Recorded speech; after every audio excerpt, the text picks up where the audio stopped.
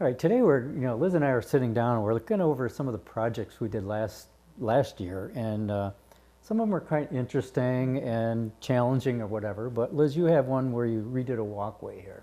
Right.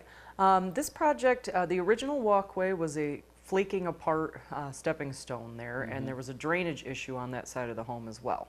So we were able to build the topsoil up against the foundation so that it sloped away, and put in a much more stable walkway there with some bigger pieces of stone with the polymeric stone dust in between the joints, really bonded that together.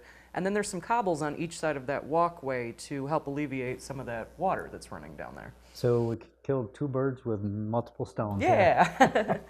And in the second project, this was one of your projects, and that first staircase looks pretty, the before looks pretty complicated. Well, it was railroad ties back when we used to use railroad ties. That thing's been there since the house was first built many years ago, and really needed to get redone.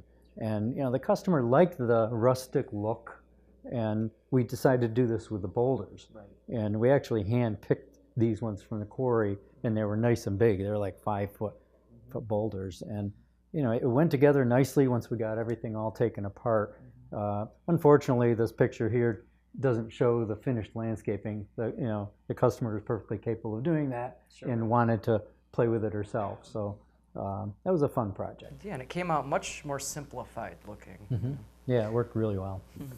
And then you have another one where you redid plantings.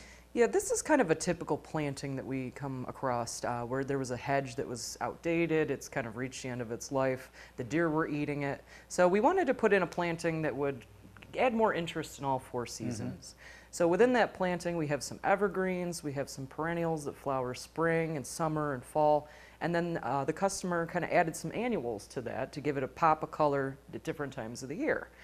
And I really liked the way that it coordinated with the hanging baskets they did, and it just made a much more interesting foundation planting that looks good all season long. Yeah, just gives us an updated look.